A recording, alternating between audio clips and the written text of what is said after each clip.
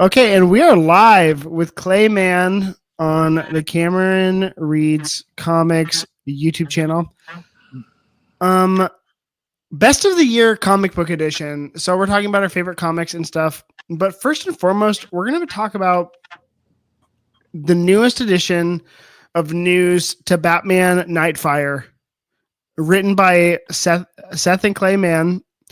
Okay, so will you just briefly tell me about how excited you are that the book is Black Label now? Pretty excited. You pretty excited? Are you excited? Like to what's the difference actually in your eyes between something like Black Label and Elseworlds? I mean,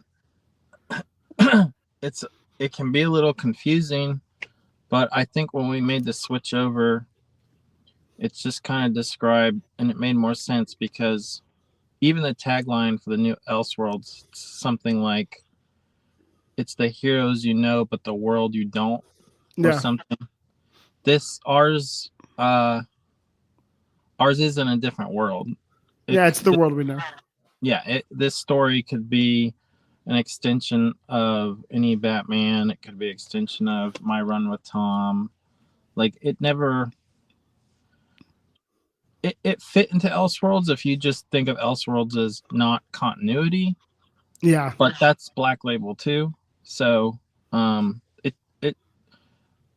it seems a better fit for Black Label, but also because Seth and I were being divas, and I joke around, but there's more freedom with Black Label than the push they were pushing for Elseworlds. So yeah, no, that's awesome. I'm glad to hear that. I'm glad that you're getting the treatment that you want, and this book is more, you can have your creative liberties in that regard for Black Label versus Elseworlds. When can I pick this up, Clay? Good question. There should be there'll be an ash can given out at one of the cons this year, probably maybe San Diego. So heck yeah. Well, we're gonna be there. Yeah, it'll be our 1 year anniversary of becoming best friends in the world. You heard that here first. Groundbreaking news. Clay Mann and I are best friends in the world. Just forget me, I guess. Kyle, anyways, so we're Clay and I both wore green shirts and black hats to this. And black hats. Give me 1 minute. Hey, actually, last question though. Based on what you shared, I have my phone pulled up for the Man Boys announcement of the Sentinel character design. Yeah. Is there any news you want to drop about the Sentinel? Because he looks so freaking cool. Or is that just secrets? Just tease. So the ash can that we're doing, the prelude or whatever, it'll tell you it's his story. Oh, heck yeah. Yeah, I almost said it, and I forgot it's a secret. But yeah. No, I can't say much. Sorry. Okay. That's great. That's great. We're excited. I'm glad to know that you guys are posting. When the prelude comes out, you'll know instantly all about him. So sounds great. He looks great. I'm excited to see. Okay, now let's get into this episode, what this is about. Thank you so much for joining us, Clay. Kyle, thanks for joining us too. It's my pleasure. I don't know if it's Clay's, but it's mine. It's not. Speaking on behalf of my best friend, it's his best pleasure too. You gotta do, you do community service sometimes. So. Love it. So we're gonna start with best comic book TV show that came out this year. We're gonna have Kyle go first. Kyle, what do you think was the best comic show in 2024? It can be new. It can also be old. Old January 2024? I'm confused. Yeah, it can be. Yeah. I guess if that's the last episode, that's usually my cap where I'm like, it had to start, the season to start this year. But you are talking 2024. Yeah. When you said old, I got thrown off. Okay. Just any show ever. Right. Man. What are you drinking? Modelo, baby. I wish I could drink in my car. Yeah, that'd be so. You can next time when you're on this book tour and you are coming to Long Beach, confirmed. Putting words in your mouth, we'll have Modelo's. Okay. Not in the car though. Not in the car. No, I should make that clear on camera. Okay, so Kyle, best comic book TV show of 2024. Yeah, I was just talking to Cameron about how my viewing has been very minimal, but I did get a chance to watch a few of the shows that came out this year, and I think it wasn't really even a question for me. But it's X-Men 97, and right, that started this 2024, right? Yeah, absolutely. Yeah. I think for me, X-Men has always been kind of like a novel thing. It's Clay. I know if I remember our conversation at the restaurant correctly, you're a big X-Men fan. Clay hates the X-Men. Kyle, you're correct. I'm like, I don't know where we're going. But I feel like I grew up in just like this kind of time. I know the movies were coming out, but I never attached myself to them at all. And I feel like this was the first project that I really became just like a serious fan of. And it might be like hopping on like a bandwagon because of how popular the show is, but it was really good. I enjoyed every second of it. So yeah, that's my favorite comic TV show of 2024. It was a lot of fun. I'm gonna slide in and say that was also my choice because that show is so freaking good, and it kick-started my what I call like the year of X-Men. I read more X-Men this year than any other year because I'm also Are we reading. talking about comics later? Yeah. No, is that on the list of things? Skip the TV show. Yes. No, I told you I didn't prepare. No, you're good. Okay, I might want to come back to what you thought of X-Men books, but let's stay on the We'll TV show. We'll talk comics. No, it's because of the show though. I read Grant Morrison's new X-Men run, which is so flipping good. No spoilers for the cartoon because I haven't seen it yet. Sorry. Okay, no, that's fine. It's the show inspired me to go read that, and then I read God Loves Man Kills, which is just all time. And now I'm reading Uncanny X-Force, which is just, again, more X-Men than I've ever read. And it's all so good. Mm-hmm. Do you have a favorite comic TV show? So, since I didn't prepare, I feel like you made a list, right? I did. I can read it to you. Can you skim through it real quick? So currently, and I kind of count it if you want to, Creature Commandos, The Penguin, Batman Caped I Crusader. didn't watch Creature Commandos. Oh, it's so good, Clay. His favorite's Echo. That can't count. Next, Penguin. Okay, keep going. Batman Caped Crusader. Agatha. Honestly, oh my gosh. Okay, go. Agatha. Okay. Agatha all along. Echo. And Superman and Lois, the latest season. It's Echo. It's not Echo. It's Echo. It's not Echo. I didn't like Echo in the Hawk thing. Hawkeye. I had no interest in Echo. Can I just go through the list? Yeah. No interest in Echo. No interest in Agatha. And I stopped watching the first episode of Batman because it just I just felt like I'll watch it later, which isn't a great sign for me. Yeah. And then I didn't watch Superman and Lois. I started the Penguin and I did like it, but I haven't finished it. So Penguin. You're a busy guy. Good. You talked more about Echo. So do you like Echo? Is that why you're saying that? No, I hated the first 10 seconds. I think I turned it off. Well, I just don't have any interest for some of these like spin-offs that have like I wasn't fascinated with the characters in their original, like in WandaVision. I didn't care about her as a bad person. Yeah, Agatha, So yeah. I'm not gonna watch her show. Yeah. You know what's crazy? That I was gonna review Agatha all along, but I was like, I kind of don't like. I just didn't have much to say about it. But the dude that plays, oh my gosh, Wiccan's boyfriend we went to high school with. Yeah, so Really? he's the cool one.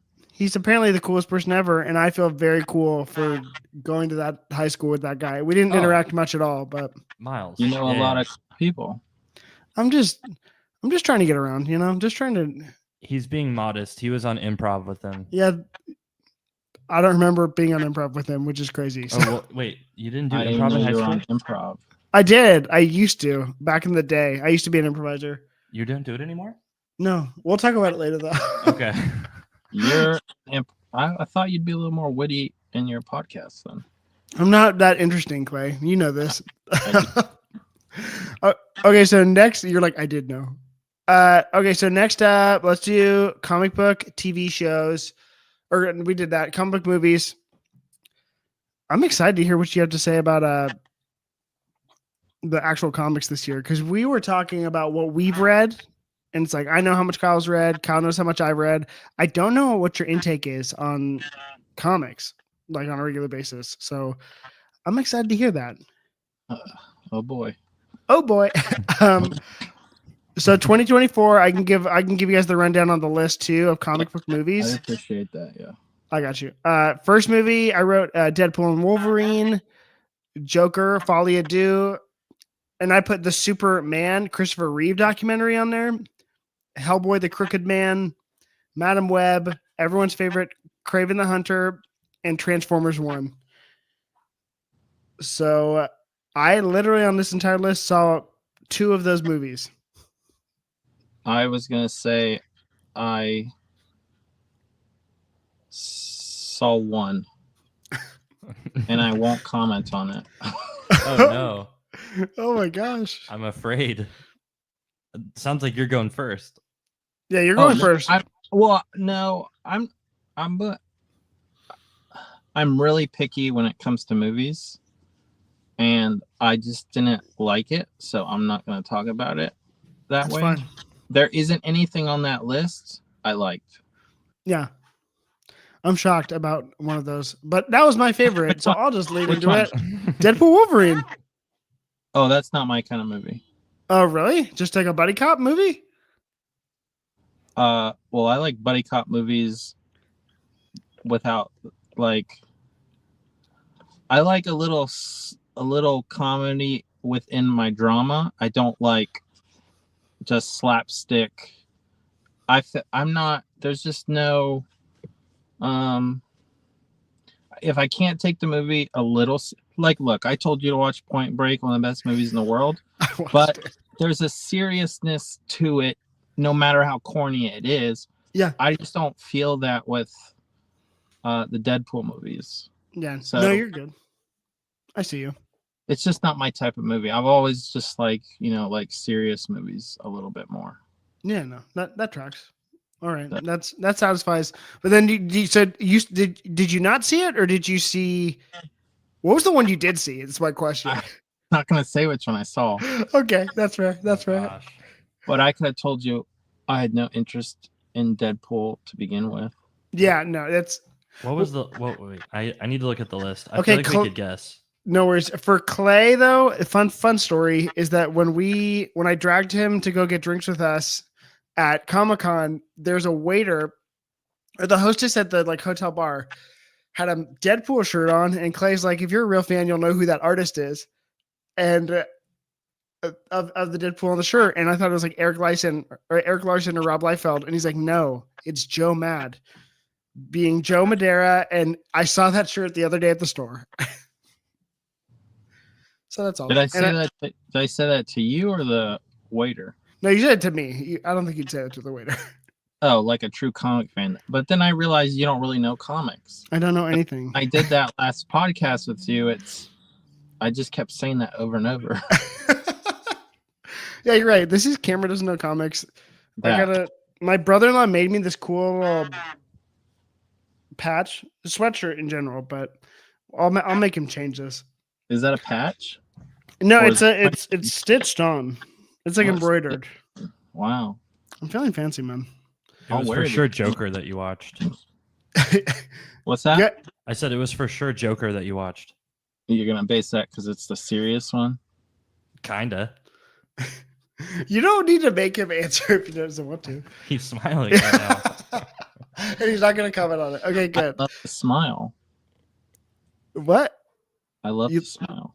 I know. He's this happy guy. Well, my favorite was also Deadpool and Wolverine, but I also feel like that list is pretty brutal. It's a brutal year for Um, movies. And we're ending the podcast or the show talking about stuff we're excited for. I feel like there's so many things that are more exciting coming up, but overall, I think. Go ahead. Oh no, I'm sorry. I'll wait. I feel like Deadpool and Wolverine was this big, giant, massive thing that, once they first announced it, there's kind of like the way that the MCU is going. I can't see them like landing this plane or, like successfully pulling this off. And I feel in the current state of MCU, all they had to do was make me feel like I enjoyed myself and like I didn't need the most perfect, movie on screen. And I knew it was going to be ridiculous, based on MCU and Ryan Reynolds, and almost like everything's kind of a joke, or at least it has been.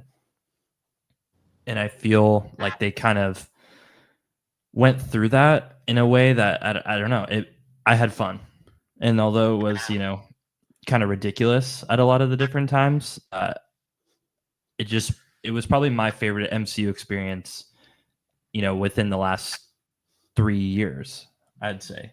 Oh, yeah. I thought it was so fun. It's my favorite, too, of the list. And I only saw 2 on the list. So I feel like I would love Transformers 1, and I haven't gotten a chance to see it. yeah.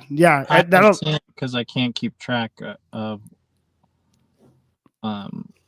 how many there are. The Transformers.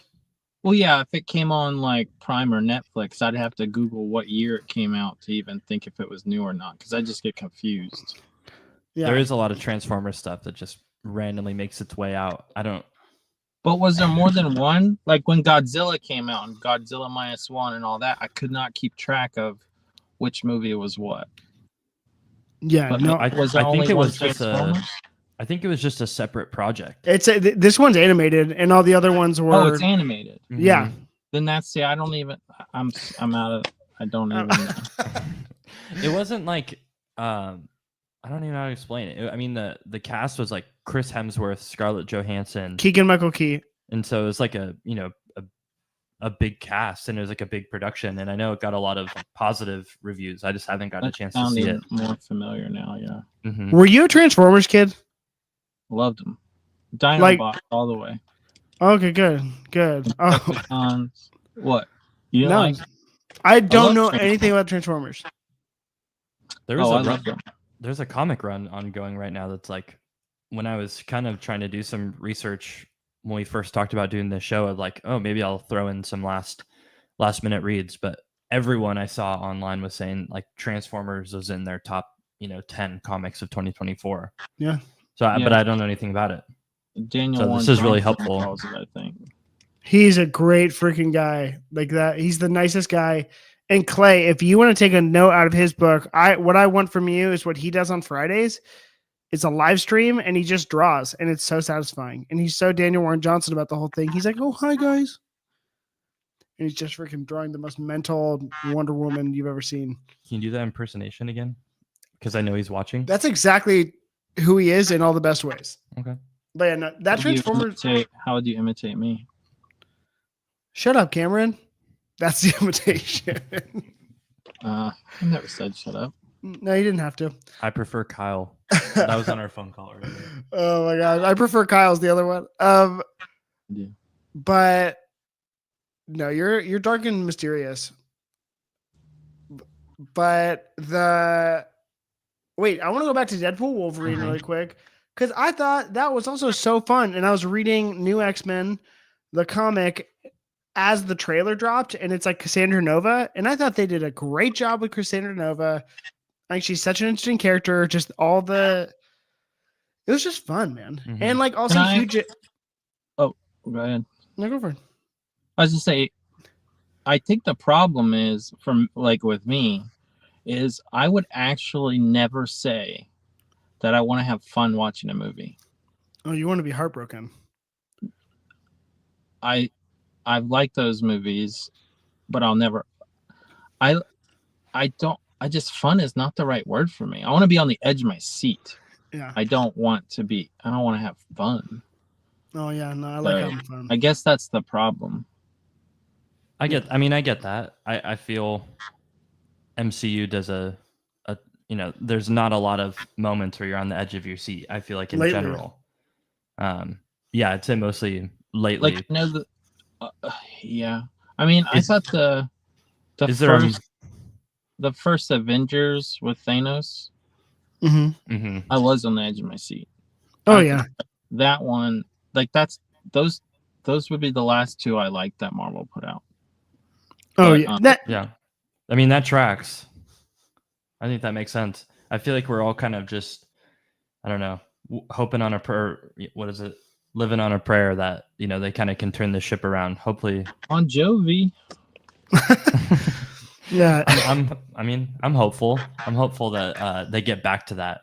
I think they got some good potential stuff. I think all the buzz for the Captain America. It's not Brave New World, is it? Is that what it's called? Mm-hmm. I think you nailed it. Brave New World. I don't think that's gonna be good. I just like Red Hulk, and I'm like, I wanted them to do him for so long, and I'm like, yeah. I think he looks cool, but like I'm just not getting a feeling that's gonna be good. I feel like they started it before they took people complaining seriously. I think you're right. No, I think you're very right on that. Especially from the discourse online. What about Daredevil? Looks so freaking good. Daredevil. I never got into the TV show. I watched it, but I just never got into it. Clay. But I never finished it.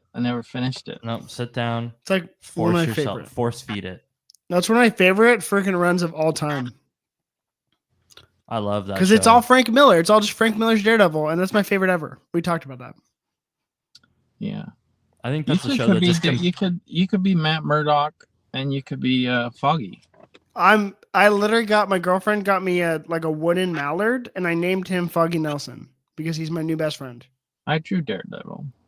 Did you? I gotta look that up because. Oh my gosh, I'm a first Lady Bullseye artist. I remember I asked you about that. You created Lady Bullseye. Not really. I'm the co-creator. I'm credited. I better be credited. I hope she gets in the TV show. I told you she was in Hit Monkey, and you were not pleased with that. Not pleased with that. No. You know what's crazy is like they're doing the Ron Garney's villain. Oh my gosh. It's the guy with the blood eyes. I remember him. I have his. It's great. I like the villain they're using. Okay, wait. Next up. Love Ron Garney. Ron Garney, I'm like, you know who I found amongst the artist community who I've talked to, being you and like Pat Gleason when I talked at him for 2 hours, was Lee Weeks. I feel like every artist just he's such a good guy who takes them all under their wing. Has that been your experience? Under his wing? Or just great guy? No, super, super nice guy. I think I have his phone number. He said he'd talk on the phone if I wanted to, and he's just super generous. He's just a real nice guy, yeah. That's one of the highlights of my collection is I have a Lee Weeks Batman, and that's if there's a fire, that's coming with me. Very cool. Okay, so now let's talk comics. Mm-hmm. And now the rest of the questions are comic questions. First being best ongoing series. So continuing series that was coming out this year, didn't have to start this year. I don't have a list for that because there's a whole freaking lot of them. I will count DC All In right now, the initiative, but it's a little fast off. Okay, well, mine actually, I had to think about it for a while.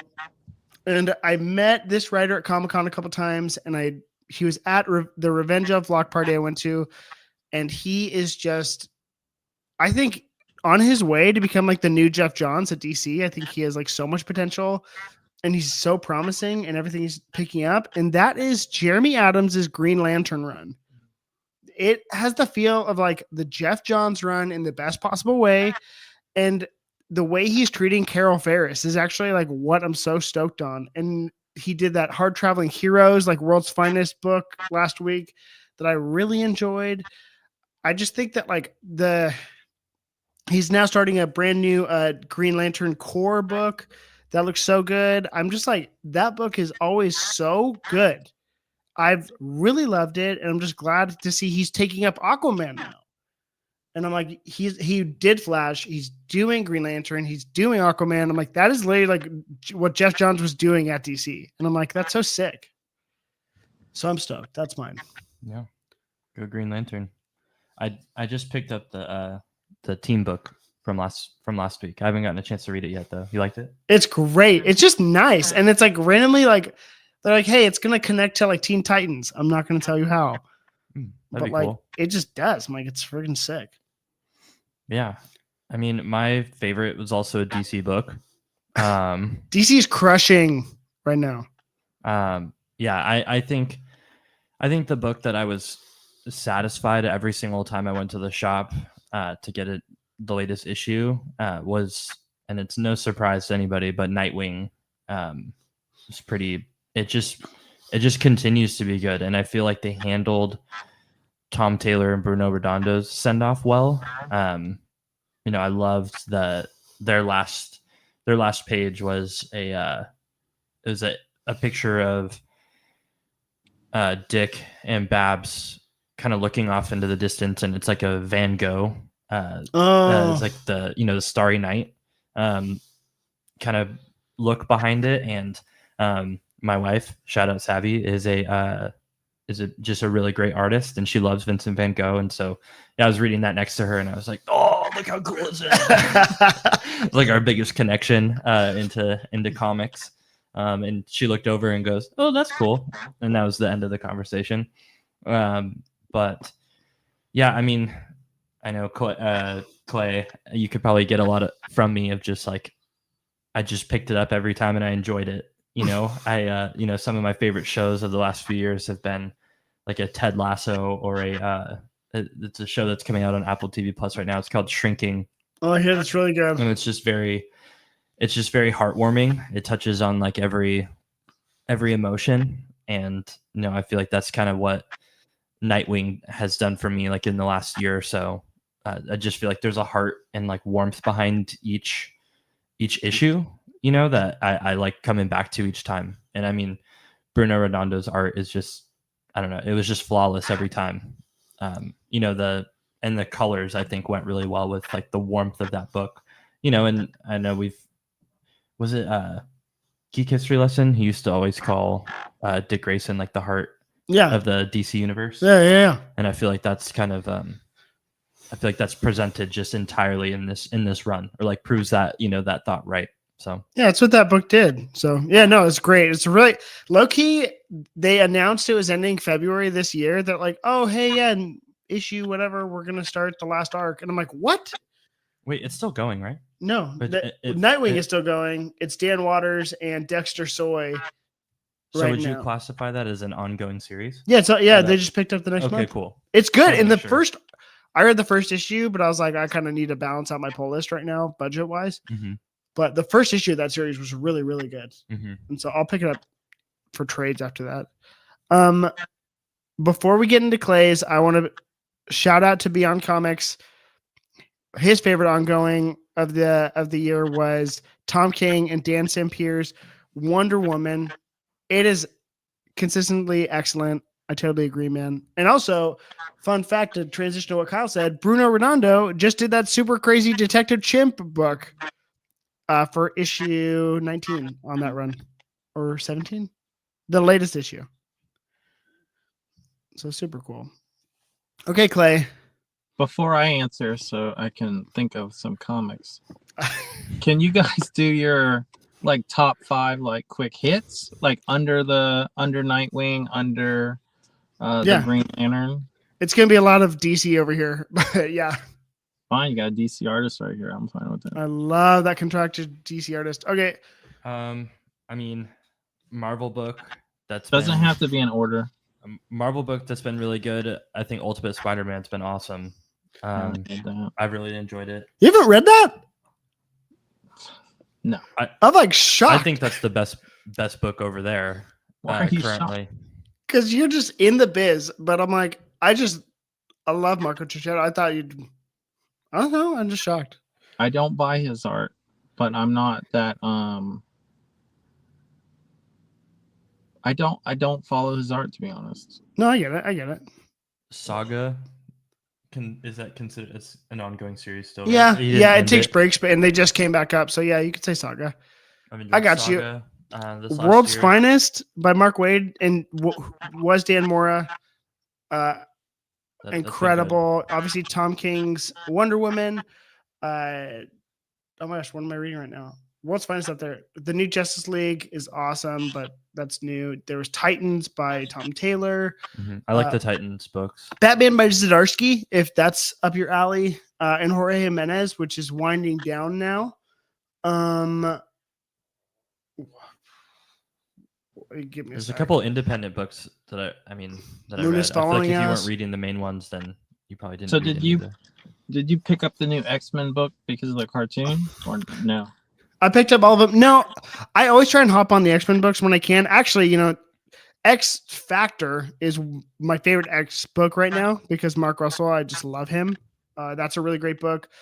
But of the top 3 X-Men books, Uncanny by Simone, X-Men by Jed McKay, Gail Simone, and oh my gosh, he's the artist, David Marquez, and Ryan Stegman on X-Men. Thank you for mentioning artists there. I got you. I'm well aware enough to know. I'm going to forget the one on this one, but Exceptional X-Men is actually my favorite title by Eve Ewing. And I just picked up the new issue, but I don't have it in front of me for the artist. That book is amazing. Just don't know the name of the artist. I got a computer right here.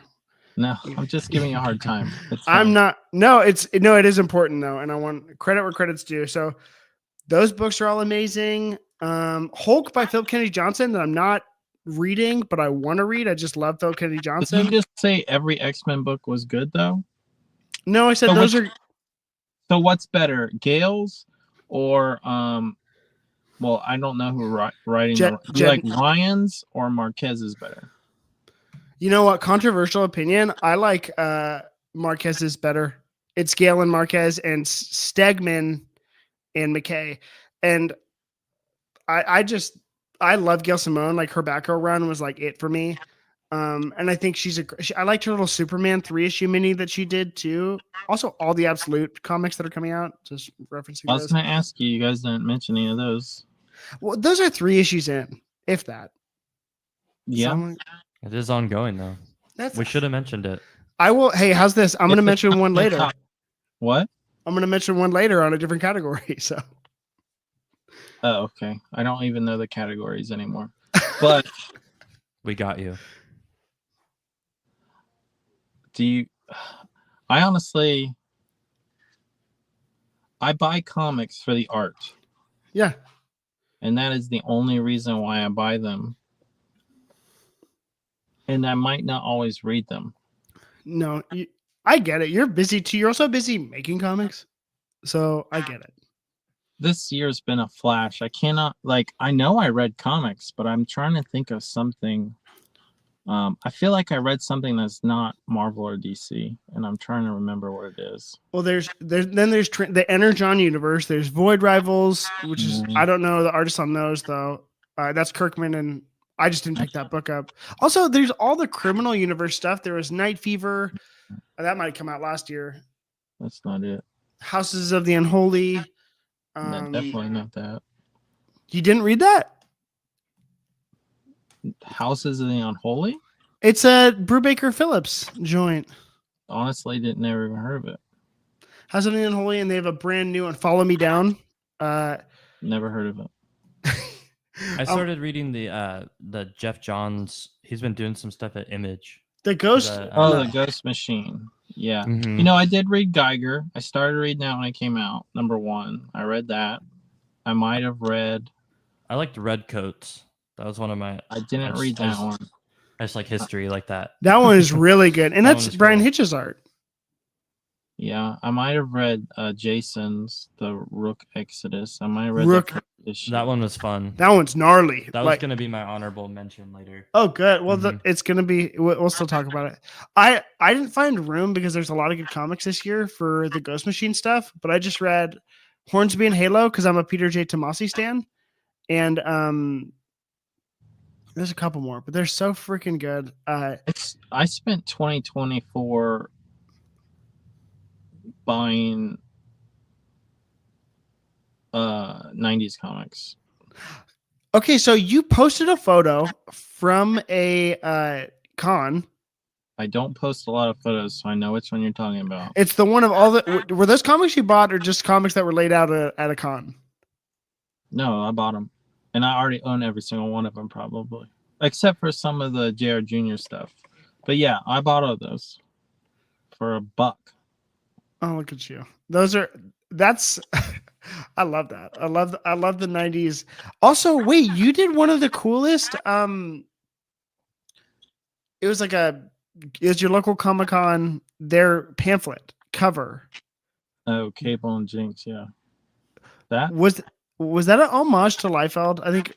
Yeah, here I got it right here. it's not no. But I like It's like Jim. that guy. But no. Hey, that's a Jim Lee swipe. What's a Jim Lee swipe? The actual Jim Lee faces in the background? Are those Jim Lee faces? Oh, are they? I mean, I redrew them, but yeah, they're Darth Maul. I wasn't hiding it. Those are just all the guests that came to his show. Oh no, that was a good cover. I'm having a hard time pulling it up, but wait, Ned Smitty says that Hayden Sherman's layouts on Absolute Wonder Woman are so non-traditional and fun. Yes, Ned Smitty. Hayden Sherman is insane. Who did Batwoman? J.G. Jones? J.H. Williams? Yeah, that guy. Yeah. Didn't he do kind of like the curved panels and it seems very similar to me. I haven't read that Batman run, but I think Hayden Sherman's page layouts are insane. I've just read, and the videos are coming out. The first one already came out. Dark Spaces Dungeon and Dark Spaces Wildfire by Snyder and Sherman. Amazing. And I think Absolute Wonder Woman is the most underrated of all the Absolute books currently going out. So there, Kelly, Birds of Prey by Kelly S. Thompson, if that's up your alley. Leo Romero was doing the pencils, I know, at the start of that one. I like Leo Romero. So what's the answer, Clay? It's all right. We can move on. I'll answer. I'm gonna go with it's gonna sound like I'm on a bandwagon. I'll probably just say Absolute Batman #1 or that, because it is. I'm reading it every day it comes out, but it's because of Nick Dragata. I met him at San Diego, and I kind of really like him. I think he's really cool, and he made me want to read that book. He seems like one of the coolest freaking guys in comics. Just listening to his interviews, and he blew me off at first, but we're friends now, so that's good. That's good. You blew me off at first, and here we are as buds now. I've never blown you off. I treated you like you deserve. But no, I'm like, I don't really go out of my way to say hi to people because I'm kind of shy. Yeah. And I walked all the way across an auditorium to say hi to Nick, and he could care less. And then later I called him out on it, and then we kind of laughed about it. And we have a love for the 90s, and we have a love for cool stuff. So yeah, I don't know. It just made me want to buy his book. Yeah. So I've been doing it very regularly, So. Well, it worked out that it's awesome. Yeah. I enjoyed it. I enjoyed the heck out of it. I'll spoil something. That was my single issue of the year was Absolute Batman #1. Oh, way to spoil your own podcast. It's a crazy spoiler that we were never going to talk about until way later. Next up, next up is best limited series. I wouldn't even know. So Let's- Mini or let's- Maxi. Oh my gosh, that's hard. Okay, I just read Green Lantern War Journal. That was one. Which that one was awesome. Never read a Green Lantern comic in my life. Well, there's still time. Have you drawn I the feel Green like Lanterns? isn't there a lot of good 90s? I told you, Kyle remember this because he cares and he's I for but- sure remember. I love the X-Men. And when I grew up, it was only the X-Men. I remember that Maybe a exact quote. tiny bit of Spider-Man. And then I never read a single DC book nor cared about it until they hired me. So there you go. I just don't get care it. about some of the characters like I do. I think they're cool, but No, yeah. I just don't know anything about I don't know. Someone asked me to draw a Flash cover the other day. I was like, Like, why would I want to do that?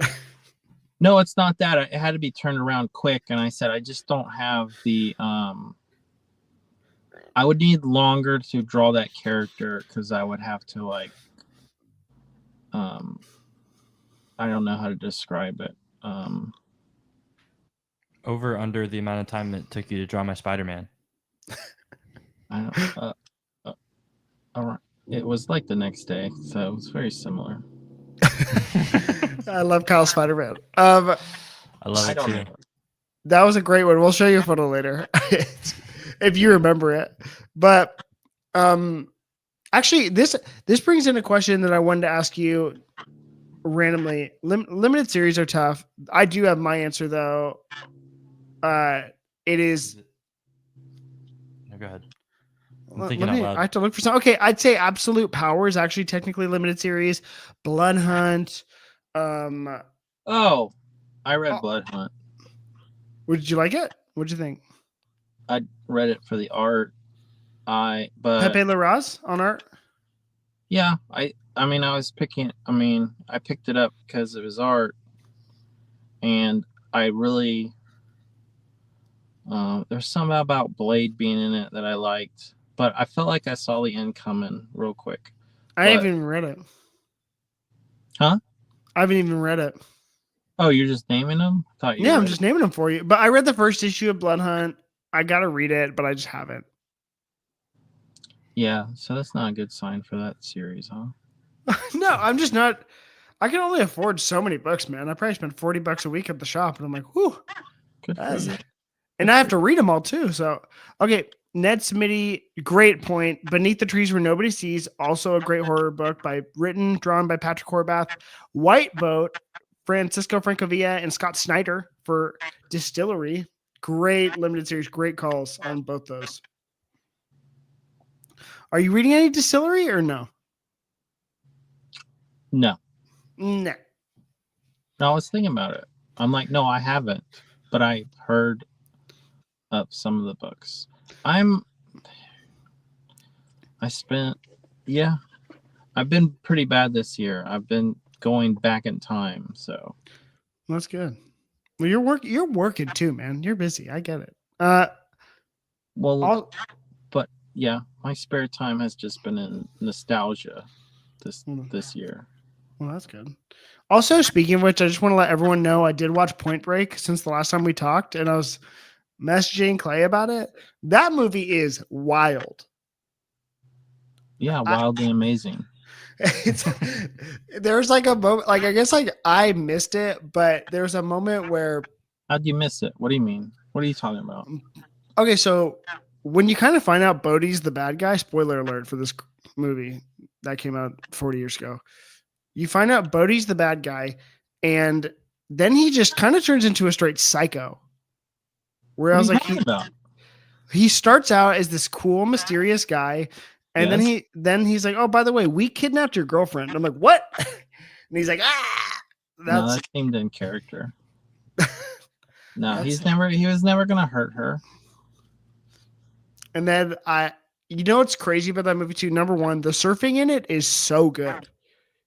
It is like great surfing clips, which I think is really hard to get in a major motion picture. I hate to say, I've only seen the remake. Oh, come It's on. disappointing. I This know. guy. I know. And then what's the other one? My girlfriend actually last night she wanted to watch Die Hard, so we watched Die Hard. Have you ever seen it? First No, time? I didn't finish it either. It took you what, 5 times to finish Point Break? It took me twice. Shame on you. Point Break's a good movie, and it's crazy because that's like early Catherine Bigelow, Oscar award-winning Catherine Bigelow, Yeah. which is sick. I will Also, say, if early Keanu Reeves, where he's awesome, and Patrick Swayze. Give me a break. Yeah, Give me a break. If you could only look that cool, you'd own the surf shop. yeah, I know the surf shop I work at. I can't even go in one. No. I don't look the part. Clay is now sponsored by that surf shop, rocking Canvas by Kate and gear often. Not currently, but often. Are you really?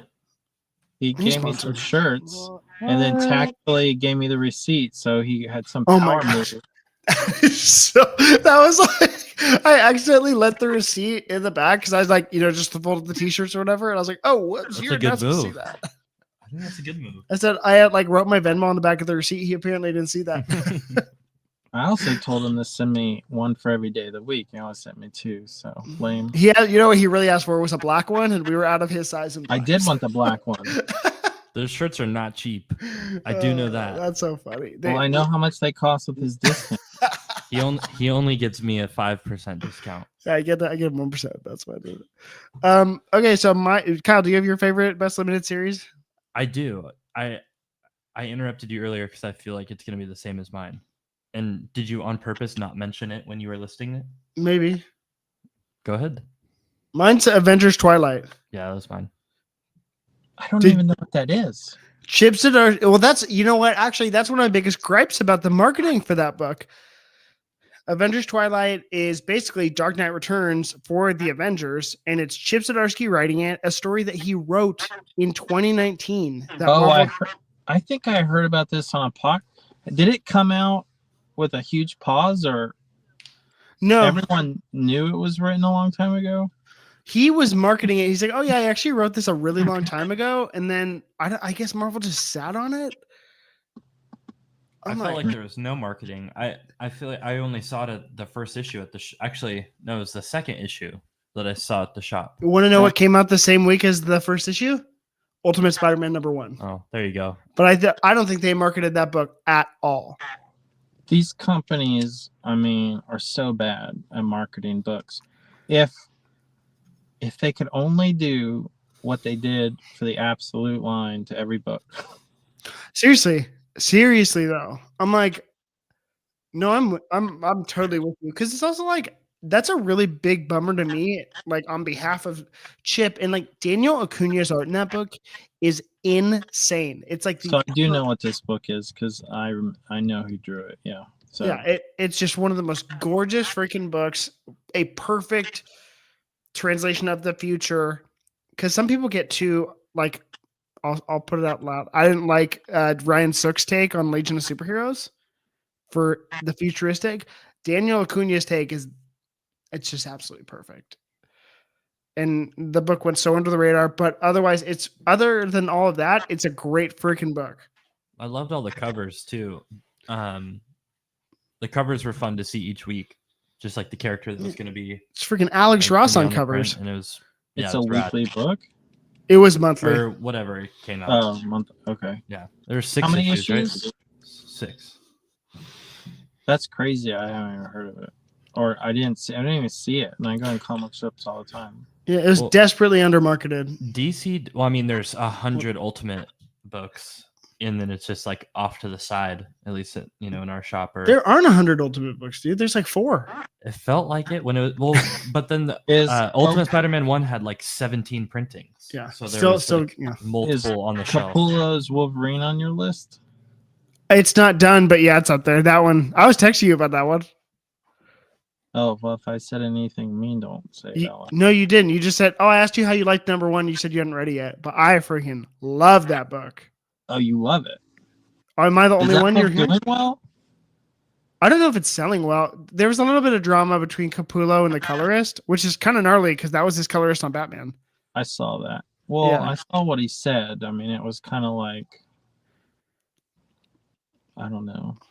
I wouldn't have said it. No, the only thing you've said is, and oh my gosh, you're gonna kill me.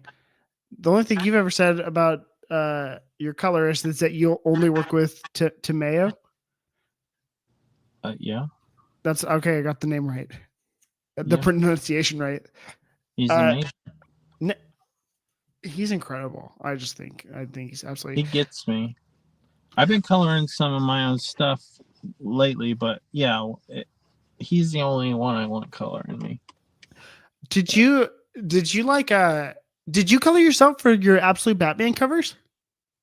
Yeah, Seth. Seth and I threw it back and forth, but yeah. That's awesome. Those covers are insane. Okay, how do you like drawing Absolute Batman? Love it. It's like when you saw the first image, like I don't know when you saw it, if you were like it was an in-house meeting or something, but when you saw that, what were your thoughts on the Batman take? Because I was like, oh my gosh, I don't think so. Oh, you said I don't think so? I was like, I hate this. I saw some early designs, and the suit had the cape had like a ability to like move around like Venom. Yeah. And I was like, I don't like that. Like Nick got rid of that, or Scott did. So, no, He's got the daggers up here, doesn't he? The daggers is his ears, and then his cape has like freaking like. JR Jr. did the daggers too, in All Star Batman. So it's a Scott Snyder original. Yeah, so I don't know. Had he ever used a bat axe before? I don't think so. That you'd have to know that. That's a '90s thing, if ever. Is that the first I bat, just like bat drawing axe? him because it doesn't feel like Batman to me. So I can have some, because it's very hard for me to draw some DC characters because Jim Lee's drawing them and he's like one of my favorite artists in the world, and I can't get how he'd do it out of my head or something. But like, when I drew Booster Gold, I really loved it because I'm like, I don't, it just felt like I could do whatever I wanted. And with the Absolute Batman, it just wasn't the Batman I've been drawing for years. So it just was, and I haven't drawn a lot of big guys before. So it was just kind of fun to, play around with it. Yeah. But I want to see your Booster Gold now. I'm looking it up. I like the booster. How have you? Wait, so you? I'm sorry. Heroes in Crisis. What a tool! Okay, I read it. Off. Never read Heroes in Crisis. I read it. That was my intro to Clay. Oh my gosh, Cameron knows nothing about comics. I was like, where did he draw? Oh man, that is so funny. Oh my Booster's gosh. playing a big role in the All In, right? Yeah. Did you read the All In special? All-In special? I did read that. Mm-hmm. What'd you think? That unless it confused the crap out of me. You want my honest opinion? Yeah, but we are live right now as well, so I just want to. Oh, whatever. Okay. I didn't. Well, you liked it. I didn't. I kind of skimmed it, and I'm not. It just felt like I just wasn't that interested in the absolute power. I wish they would have made that one issue of, I don't know what it was called. What was it called? DCLN number 1. Flip book. Yeah, that's DCLN special number 1. It went so fast. Well, I wish that was 6 issues instead of absolute power, and then it could have gone into the absolute universe. That's my only thing. I liked it. It was just so for a guy who knows nothing about DC, like lore and a lot of the characters, it's kind of like hard for me to I don't know. I just wish it was stretched out a little bit because I thought it was a cool idea, and I didn't think it had to be one issue. But that's it. That one that really irritated me, just that issue's release and the whole like rush to the Absolute Universe. Like when we were at Comic-Con together, it bugged me that like at the convention, we were currently on Absolute Power issue number 2, and then they're like, okay, so Absolute Power leads into All In, so it's all in the whole convention, basically like F Absolute Power. Well, that's what I'm saying. Why do you even have it when you have that book? Why wasn't that just the event? I just don't. That's the kind of stuff I don't like. You know, I don't think. I wish you'd stop, have an event, and you're not allowed to have another one in the solicitation until the other one is over. Yeah. Or I feel like when I was a kid, it was like every summer. So like there was a break in it. I just wish it, nothing feels. I didn't read Absolute Power. And what did I lose? I didn't lose anything. I didn't miss any. What did I miss? I don't think I missed anything. Did I miss something? Well, I don't know. Dan Mora on art was pretty sick, but I'm trying to think. I'm telling you, like story wise, what did I miss? Like, no, you didn't. Okay, well, I mean, it's not the 90s anymore, so we're not buying comics because the art, like the normal person, isn't. So if you can miss a story, then why would you buy it? No, you're right. You're right. I'm always right, Cameron. You're always right. You're right. You're right. There's just too much. There's I too don't much. think there's too much, but like it's the man. You mean like organize it? I'm not saying it's not organized, but like, how can it be meaningful if you're already seeing what's after it? No, I'm with you. That's what frustrated me.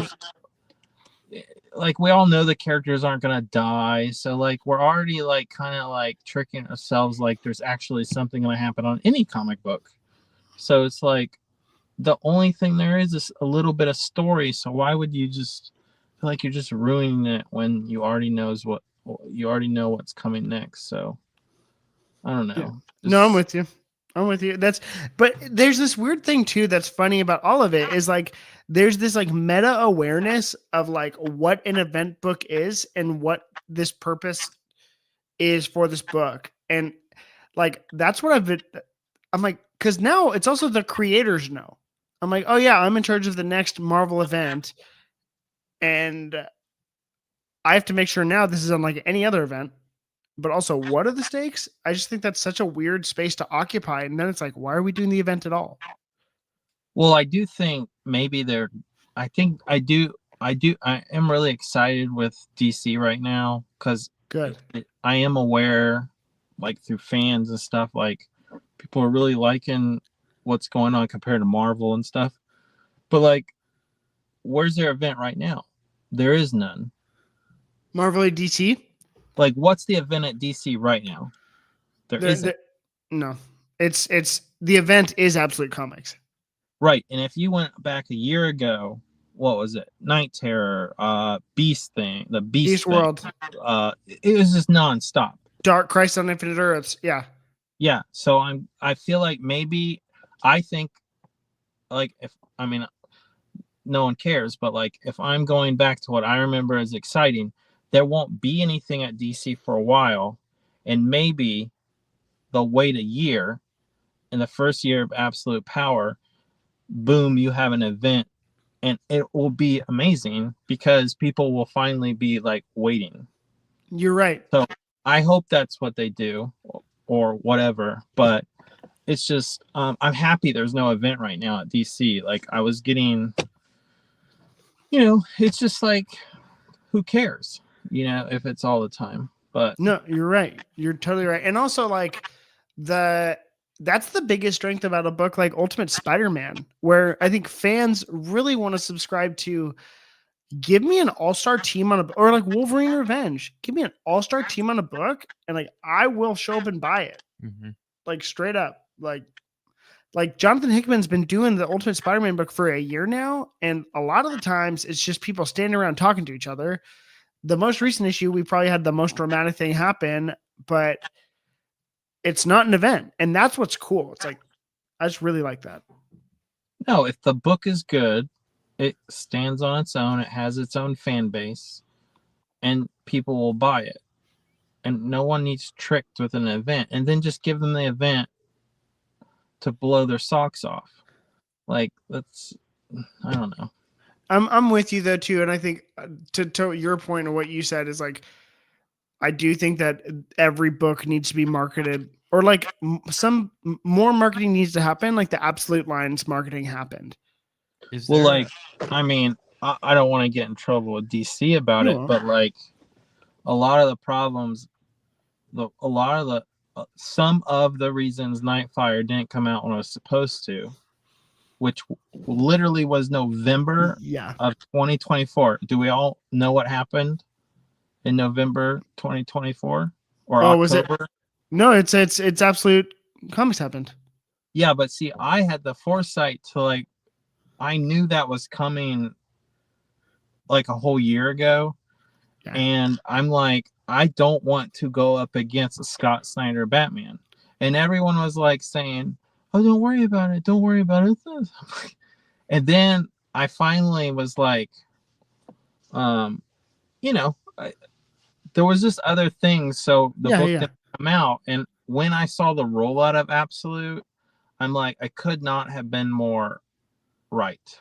You're like, that would have killed our book. And also, like, what's this Batman Year 2 or Batman and Robin or whatever? Oh, Batman and Robin Year 1. Oh, amazing book. If that was like, yes, it's an amazing book, but also it's like kind of lost. Like with all the, like it launched the same month as Absolute Batman #1. Yeah.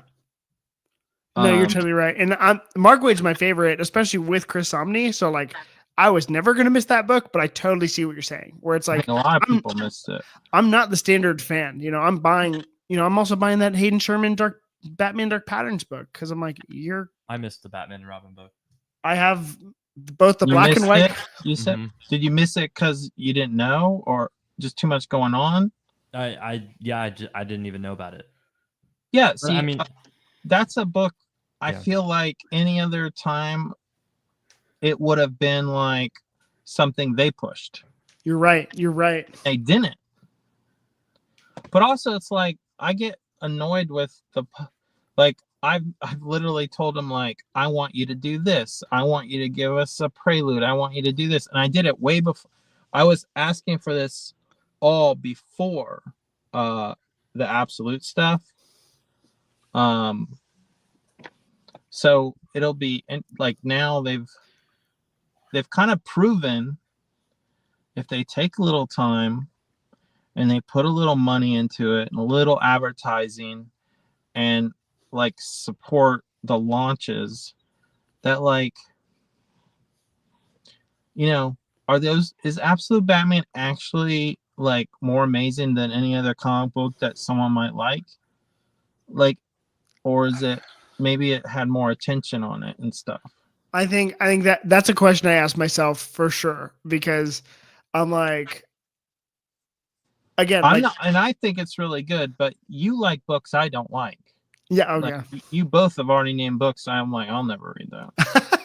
But, and I know I like books you guys wouldn't care about. Oh, of course, yeah. But the same thing, your favorite limited series, I never even heard of it. Yeah. So what if they put the time and effort into it? I might have known about it. I might have bought it. Like, yeah. I feel like back in the old days, you knew every book about just every book. Mm-hmm. I don't know. I have a random question for you on this subject. No, I love it, and you know, obviously, I think it all comes from a place of for all of us here caring about like what's going on in the industry, and like we want to buy good quality books, but question about how do you feel about the release of something like, I listened to a Jeff Johns interview about Doomsday Clock when it was getting released, and originally they were going to release the following April, but DC, to meet a margin, this is his most recent off-panel interview for anyone who cares. He basically DC pushed it up to meet a financial quota. And so that crunched Gary Frank's timeline to do the art, you know what I mean, that he needed to do for that 12 issue series. And it pushed the book back. And then there was something, we're coming up with the same thing on like my most anticipated book of the year was 2 years ago. Superman, the Black Label Superman book by Mark Waid, Last Days of Lex Luthor. I'm like, have you like experienced that, or like are you like, is that like a major priority to you as an artist of like, I need this much time to be able to do this story the way it needs to be done?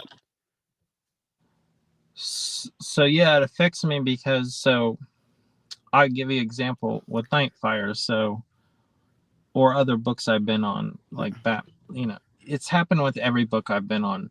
So a lot of the time, like with Nightfire, they don't have the script, they don't have the art, but there's already a solicit date. That is crazy to me. But I mean, there's just some, like a Dan Mora, there's no problem. Yeah. But I'm saying there's some artists who can just do that, but there's some artists who can't. And then they'll say to you, like, with the Elseworld stuff, when I was like talking about getting out of it, I was told like they already, so I mean, even back when I was at Marvel, I'm trying to say this how I can like not get like, I'll go back to Marvel because that's so long ago. Yeah.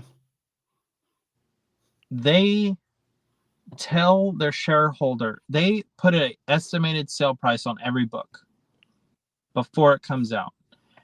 That number, and I'm not getting this totally right, but basically shareholders or whatever are told how much money the company is going to make. And when you start getting late books or off schedule, that number changes, and they try to force you to do what they predicted. And it kind of causes a lot more problems. Like, now do I care? Yeah, I feel bad, but I'm not a kid anymore. So I'm like, no, because I'm not going to care about that when I'm old. Yeah. So I'm going to care about, they tried to, on Nightfire, before it all got switched, I was talking about the deadlines, and I asked for a deadline. And as if they didn't hear me, they shaved off like 2 weeks and go, so you can do it this long? And I said, no, I need this. And they're like, they even went one less than the first offer. And I'm like, if I said yes to you, it's not going to work. So it's like, what are we doing? Like, I don't know. So no, I get you. I get you. It's complicated, and it's funny too, because like in my actual job, that's what we face up against all the time with like general contractors, where they're like, okay, so you're going to do it in this time frame, and then there's other factors that are affecting that time frame, and I'm like, no, there's delay now because of this other factor that we're not responsible. We didn't make up that external factor. It just happened in the middle of when we said we're going to do something. So I get the idea. On the Jeff Johns thing, though, is he saying that they didn't make it, or they did, but it was rushed? Oh, they didn't. No, they did not make. You remember Doomsday Clock's release, don't you? Well, I do know that. I mean, this might be. I think they have already. I've heard that Doomsday Clock was supposed to lead into a whole thing that never happened. They've talked. Jeff Johns has talked about it. It was supposed to lead into 5G. I'll say it. Because it was late, it didn't happen, and all that stuff. And plus, he kind of exited. It was, but see, that's more than that. That's like, seems like a whole lot of things happening at one time. Yeah, but I've never minded a book being late. If anything, it just made me kind of like like the pain I was feeling waiting. It was just excitement. Like I couldn't. Yeah. So it's like, I don't know. No, I'm It with can't you. be that way for every book, but there are some Dan Moras, so it's not going to be that way for every book. And the guy who draws Absolute Wonder Woman could draw 2 books a month. Hayden Sherman crushing it. Yes, Yeah, he can. so like there are those guys, so put them on the books that you can't fail on, and like me, I'm off doing my own book now. You are. It can come off. It can come out whenever it needs to come out. I'm with you on that too, because and when I talked to Mark Waid about Superman Last Days of Lex Luthor, I met him at some other event, and I was like, hey, I love that book, and he said, I promise issue 2 is coming out, and it's been 2 years, and I was like, from my perspective, you kind of just outgrow come on, you owe me my book, and it's more like whenever you can get it to me, I just kind of I want to make sure I finish the story, but if you're trying to make it the best you can be, take your time. Well, also, I mean, I might make some people mad, but I hear that argument, like people complain that the book's not out, but no one is owed that next issue. You should be happy you're getting that next issue. Okay, great perspective. I'm gonna hold on to that. We're not even employees. We are work for hire. I don't owe anybody I don't even owe DC. Yeah. Like they could drop me, I could drop them. It's work. If I'm not even an employee, and they treat us like that. So, I mean, yeah, I feel you. I'm just complaining. Eventually, you're good. You're good. Playing 24/7. No, you're good. You're here. Just to answer a live broadcast. What's this guy saying? Brian Comics. He's asking a question you already answered. What caused Batman Nightfire to no longer be Elseworlds, and doesn't mean it'll be in continuity. So it could the same way. What is it? So I thought you said it really great earlier. It's that, Elseworlds has the idea that it's not the world and right. Black Label is the world that you know. You know what I mean? It's the same fundamental. It's like the killing joke. No. Is continuity now. Yeah. But it wasn't in its inception or original, or the Dark Knight. Yeah. Like these are books that weren't even connected. So, but they are continuity now. But what if the Dark Knight was on another world or another time, or 1936? Yeah. It wouldn't fit in. Yeah. No, you're right. It's like I can operate under the idea that, as opposed to something like Absolute Batman, where, Alfred is straight up like a secret agent. It's more like Alfred's going to be Batman's butler. Commissioner Gordon is going to be Jim Gordon. I'm not trying to project onto your book, but I'm operating under those assumptions. But also that book could have been an Elseworlds book. Yeah. Yeah. So I see you. Okay, we haven't even got into the next category because we went down a great rabbit hole. Clay, what's the next category? Next category is this is best single issue. It is best single issue. Nailed it. Kyle, what is your best single issue? And Clay, you have to have an answer for this one. Absolute Batman, because I'll do that. That's mine. Mine was it was the final. I already touched on it a little bit, and it's the same. Nightwing. Nightwing is my favorite ongoing, and then it was Tom Taylor and Bruno Redondo's final issue. I forgot what number that was. 110 or something. Yeah. Yeah, I think, I don't know. I feel like I don't have too much experience of, really being sad that a team is leaving a book. I wasn't reading. That's where I live. Ultimate Spider-Man. But also got your wife to talk to you. So the one time that day she did, yes. I don't remember. So good. The Brian Michael Bendis Ultimate Spider-Man, when they, when that team was kind of ending, and I wasn't really around.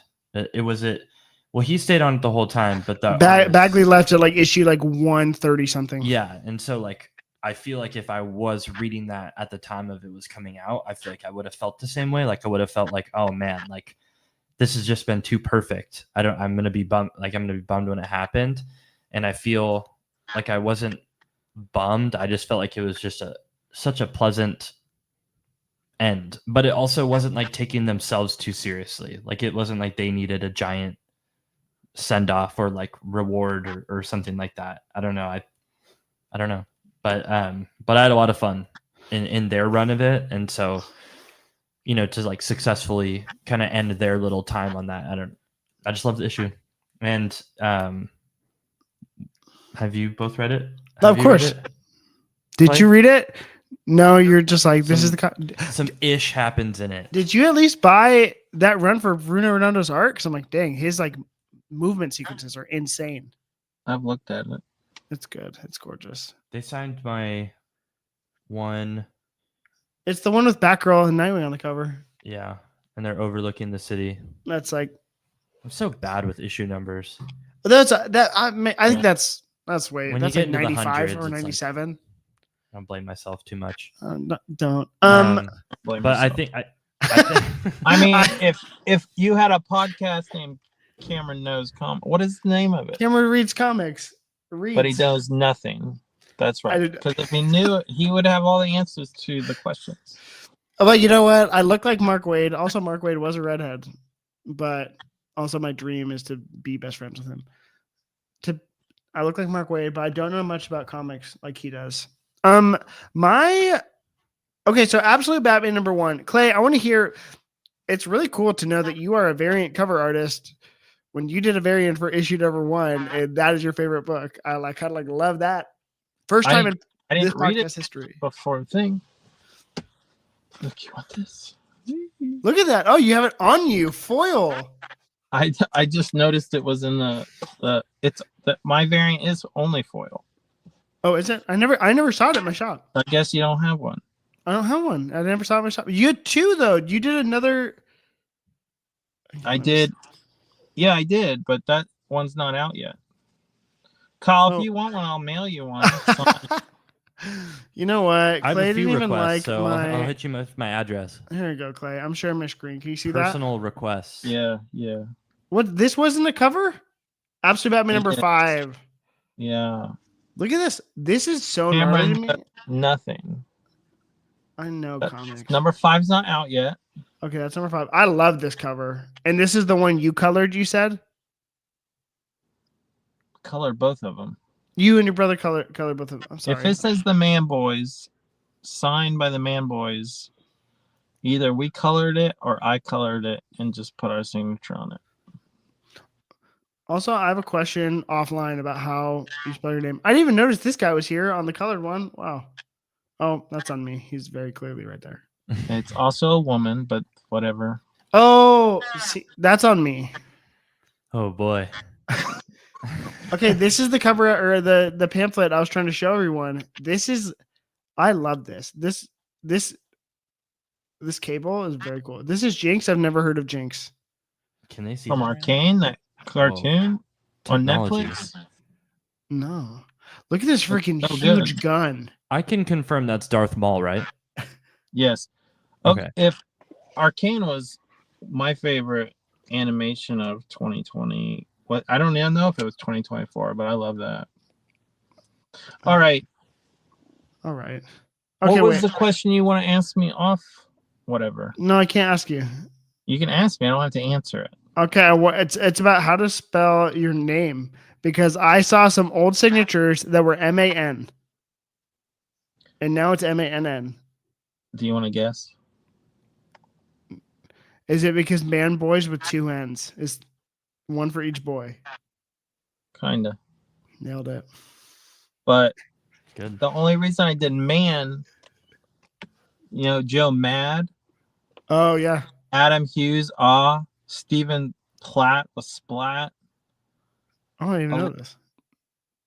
Do you know Stephen Platt, Splat, back in the day? No, I'm not cool like that. I know that, but I thought you may know. a lot of the artists in the 90s would do something like off their name, and Mann, I'm just like, okay, Mann. I like Joe Mad so much, and also I'm like, Mann, M-A-N, period, instead of two N's. Like, it's a worthless extra. No, I like it. But since and at Marvel, one of our signatures when Seth inks me sometimes was M-A-N times like X2. But yeah, it's just the extra N because it's the two of us. We're twins, whatever. So Next time we gotta get Seth on here and we're talking. I just want to pick that dude's brain too. okay. You're fun too. I'm glad you're here. Okay, wait. I want to talk about Absolute Batman #1. And here's from your perspective, it's my favorite single issue of the year, with Absolute Wonder Woman close behind it. But I just thought, I think the problem though with the marketing is how hyped up the book gets too. Like, can it live up to the hype with all the internet discourse on that book? That was the thing for me. I was like, I really didn't like a bigger, hulky Batman. I was like, at first I was like, oh my gosh, the first promo image, not for me at all. And I was like, oh, I think it's all the things I don't like about Batman when people try and make it. Because I'm much more of like a Jim Aparo Batman kind of look.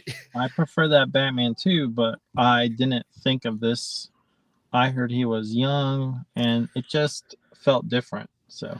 And so then, yeah, I didn't have any of that. I just saw the first promo image, and then the internet blew up.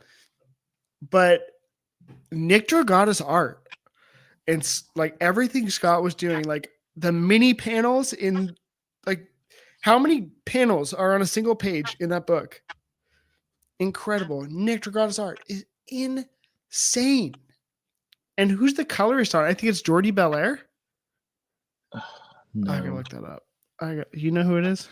Dave Stewart, maybe? Stewart? Is that? My favorite shot was just a small drawing of him on the bike hopping right out of the window. Like him crashing out of the window. Yeah. I thought that was like my favorite little draw. I mean, there's the panel of him, Batman, looking at Gotham. Oh, and Frank Martin. Then Frank Martin. Frank Martin, that's who it is. Okay. What did I say? Dave Stewart. Is that a colorist? I thought that's who you said. No, is that a colorist? I can't even think right now. I don't yeah, know. Frank Martin. Yeah, I thought Frank Martin. Did you ever read East of West? No. No, okay, because I'm like, this book makes me want to go read East of West, because a lot of the old Nick Dragata stuff that they show for him for DC is like Superman pages, and it just wasn't my cup of tea. But no, I saw Scott Snyder in a hotel probably over a year ago, and I knew all this was going to happen, and he was telling me about it and just going through the whole story, and he told me he was going to draw it, and he goes, Nick Dragata, and I go, who? and I Googled him later, and I looked at him, and I didn't ever think of it again, but like at San Diego when I was talking to him, and it's just like, I mean, we have a little thread, and it's titled Brigade because we're just 90s fans. I love it. So, who's in the brigade? Seth, Nick, and I. Oh, that's sick. That's even sicker. So it's just, I just really like, and him and I both really like anime and manga. Seth doesn't really know much about that stuff, but I just wasn't on my radar. I'm always just been a Marvel DC guy. Kind of don't venture out in those, not because there's just so much out there, and I'm lazy, I think. No, you're fine, dude. I'm like, I could not imagine working on comics 40 hours a week and then also then relax. Yeah, exactly. My day job, 50 hours a week, 60 hours a week, and then going to relax with more comics. I'm like, I do this, and I'm like, even sometimes I'm like, this is a lot of comic books. I'm not cut out for So your. Cameron doesn't Makes- love comics. It makes sense though that it would be hard to find also ones that you like currently. Yeah. Like I think that makes sense. I think that's my big props to Batman, Absolute Batman, is that it lived up to the hype on the internet, and I was like, that was just absolutely crazy to me. Yeah. Ooh. Yeah, And it was then this- awesome. And then our next category is Oh. is it the final one? The Yeah. It's what are we looking forward to this next year, right? Oh, looking forward to? favorite thing we read this year Oh, is I got there's ahead of there's myself. 3 more categories, but we won't veer off as much. Favorite thing you read this year. Mine's an indie book, so there. What's And the book? this can be from any year, by the way, too. I didn't say that earlier. Oh, favorite thing I read this. What? I Yeah. don't even know. My favorite, I'll let you know mine. And I had to research when I read it, but I read it in March this year, and it kind of really brought in, you go in waves of comic book reading. For me, at least, I'm not always caught up on my pull list, but now I am. And it was Zoe Thorogood's "It's Lonely at the Center of the Earth," and that was I thought it was so groundbreaking. It was so personal. It was just like a perfect. I thought it was literally just like a perfect book. I was like, oh, this is everything a comic book should be. It conveys so much emotion on every page. It's so real and silly and just breaks all the rules. I was like, oh, I loved it. So that's mine. And then I met her at Comic-Con, and I bought a page from that book, which was the first time I ever bought a published piece of artwork. Like an original. Page. Oh, that's cool. Congrats. What was it called again? It was "It's Lonely at the Center of the Earth." I have 2 copies because I thought I have 2 copies. I'll mail you one because it is so freaking good. It's like tremendously sad though. He would have to give you his address though. No, he's got it. I've got it. And now, guys, official announcement on Cameron's Comics, the podcast YouTube channel. Cameron has Clay's cell phone number, and I'm going to text him every single day. There we go. Say, don't even joke about that. Oh, I my knew God. I knew the mistake when I did it. I know it's fine. He said I'm over Instagram, and that's really the reason. He just always message. I miss all you guys' messages because I don't check that stuff. Got it. Beyond Comics is probably my favorite comic YouTuber, Instagrammer. Also loves that book. So if you need 2 seals of approval. He just read Batman No Man's Land Omnibus Volume 2. So he has great taste. I remember No Man's Land. I just love that whole era. I almost copped the first Cassandra Cain, which is right during then. Okay, Kyle, what was your best thing you read this year? Well, I went off the generalization of the question, so it's not comic book related. Oh, that's fine, sure. And it took me a while to finish it because it's 1,400 pages. But, over the last few years, I've gotten just really into like fantasy novels, and there's a pretty popular writer right now named Brandon Sanderson, and I finished his first book of his like 5-part series. He just came out with the 5th book, but the first part of it is called The Way of Kings, and that the whole series is called the Stormlight Archive. And yeah, it was 1,400 pages. I had to put it down for work just because I just had no time to read it. Also had a baby.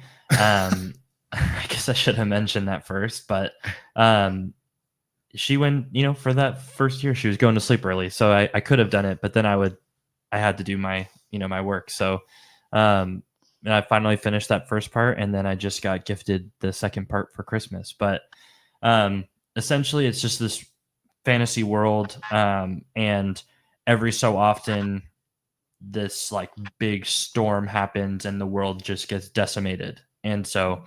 It has like these ancient people who, who are supposed to like come and save the world, and it just follows these 3 characters of this civilization that's coming up. And it's kind of like in Star Wars, you have the Force, and in this book it's called Stormlight. It's kind of their force, and so it's kind of like, it's very, I mean, it's 1,400 pages, so it's just very in depth. Everything has a reason somehow. You just wouldn't think that much information or that much like story building could mean something. You almost feel like you're reading like a history textbook a few different times, and then it's like, I don't know. It's just amazing how he pulls everything together. So Right. that's kind of my sidebar on Excellent. my Of favorite a prose book book. that I read this last year. So Cool. you go back to comics if you'd like. That's it. No, I'm glad you found a book that number one's 1,400 pages and you finished it. Yeah, I mean that's partially something I'm just proud of. Yeah. And so I just started book 2, and it's 1,100 pages. So Heck yeah. I should finish it quicker. How big of a book is that? Like, Oh, this, a lot. let's up to the camera like that. Wow. Okay. Clay, do you collect omnibuses at all? I don't not like I don't go out of my way. If I see one I want, I'll just pick it up. Okay. Like I don't do like collections or nothing. Oh yeah, I definitely do. I do all of it. But yeah, I got that Squirrel Girl omnibus I read this year is 1,600 pages. And that was like the gnarliest thing I've ever done. Who My wins? first comic So there. book Less words though.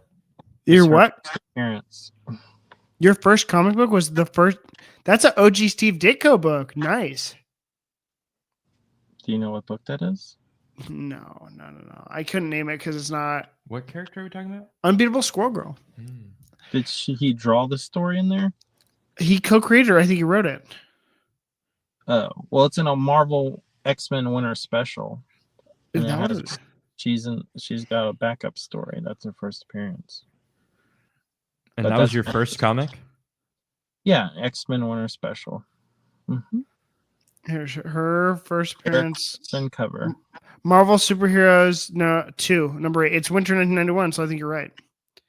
Yeah, by- does it say winter? Put in the corner. Yeah, winter 1991. Yeah, that's my first comic. Look at you. Love that for you. Okay, wait, Clay. What was your book of the year then? Best Best thing I read, you mean? best thing you read, I guess was the wording. Oh, Nightfire scripts. Good. That's nice. I know. Works. I don't know what else to say. I didn't read a book without pictures. You also did say Absolute Batman number 1, so that's I good. did read that. That's I'm thinking of other books I read. They're slowly popping up. Like I bought Dawn Runner. Like there's things I bought. I have a bad memory for them. But This anyway, felt like a long but quick year all in one.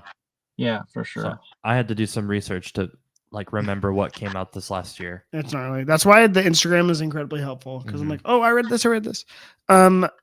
Okay, honorable mentions. So, is there anything in the last couple categories of all the categories? Single issue,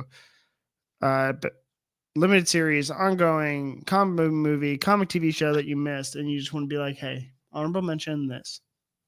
I think, well, we kind of talked about it a little bit, but those that whatever this series, the Ghost, whatever. Ghost Machine. Yeah, whatever that is. Like those books, I literally was just walking in our shop and saw the covers and picked up. I had nothing, and then of course I recognized Jeff John's name on it after I saw it, but that's kind of something I was going to bring up, like to Clay specifically. Of those books, I literally was just walking by and saw the covers and was like, I don't know why those are bringing me over to them, and I grabbed them and purchased them, and I didn't know anything about it. And so that's kind of the thing that I was going to give a little shout out to. I don't even remember who did the covers on those. Well, I'll piggyback they're off fun. you. I just bought the Geiger. Oh, deluxe.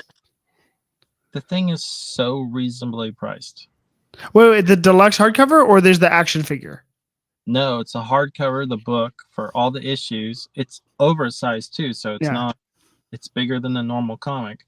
Mhm. It's like over an inch thick. and it was like 30 something dollars. And then I looked right over to it and compared it to like, a big two. And that thing was like 50 something. Marvel is nuts right now with their pricing.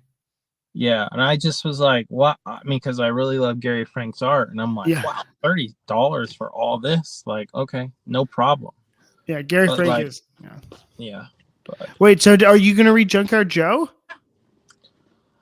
I'll eventually buy it because he drew it. And it's weird, I'll buy a comics, the art, and I'll just find myself all of a sudden reading it on accident.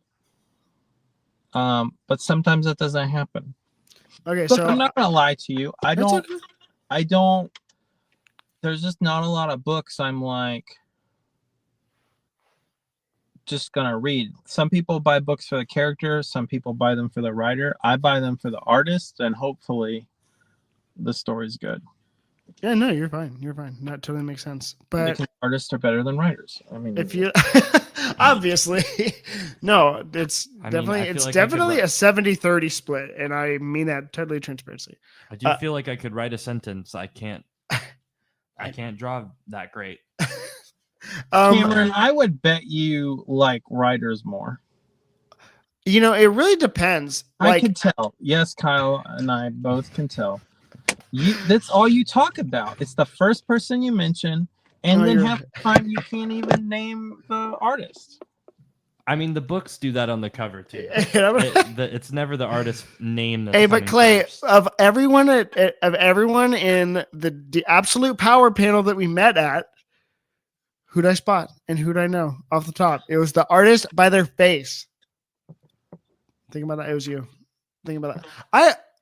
It just depends, man. Like, because and maybe you're similar in this way because you're such a movie guy.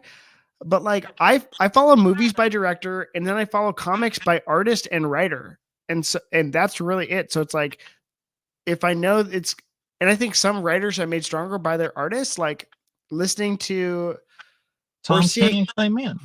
I get Tom you. King- I understand. or even because like another good example is like Jorge Jimenez while he was on Batman.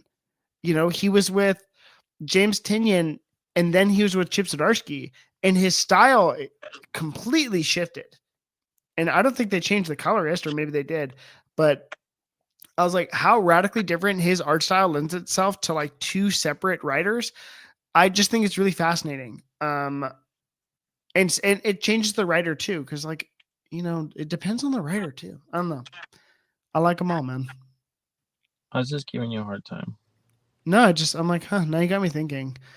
But I do always want to recognize the artist. And now I'm starting to like recognize colorists as well, because as you like look into the medium more and see like what the colors brings to the table, like it's insane. A colorist can make or ruin a page. Straight up. And now it's like, I can tell like Jordi Belair's style against like some others. I love Matt Wilson. He's my favorite colorist. He's amazing. I want him to color something. I asked him to color something for me, but I could not.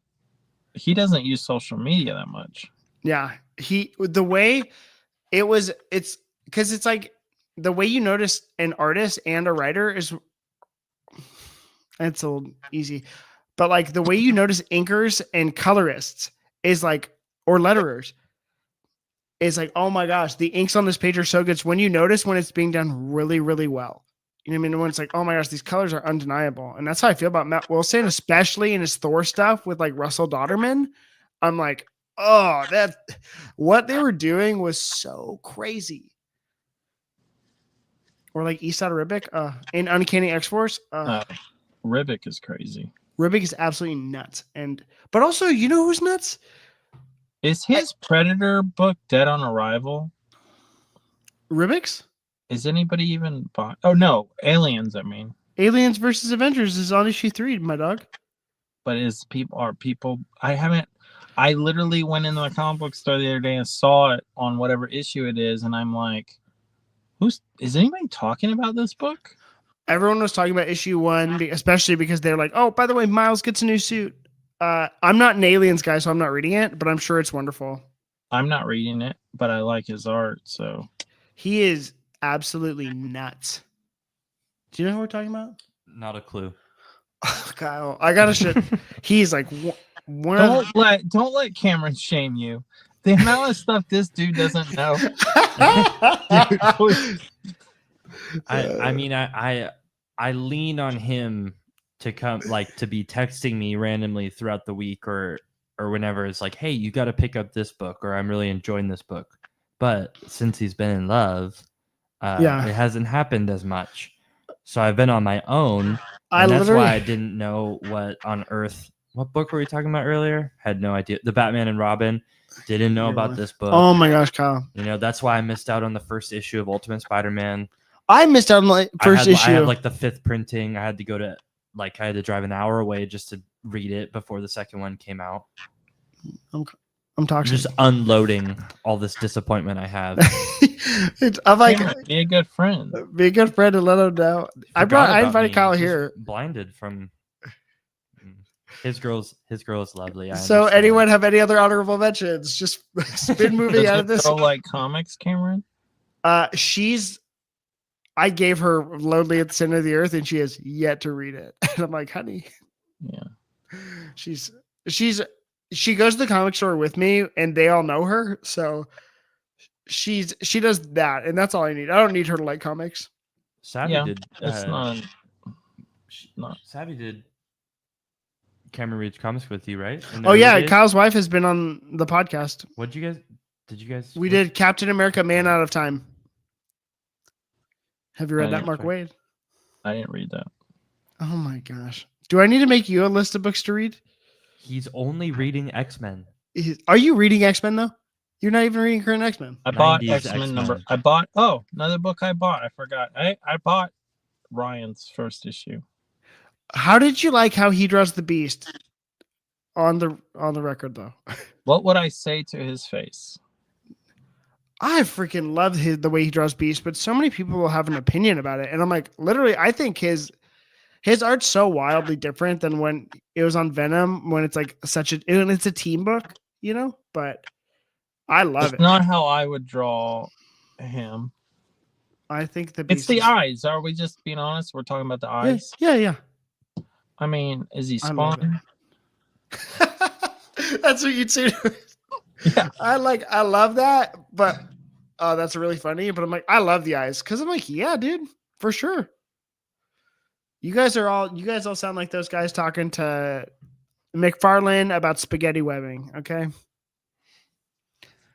Do you have any honorable mentions, Clay? Is it your X-Men number 1 that's not Spawn?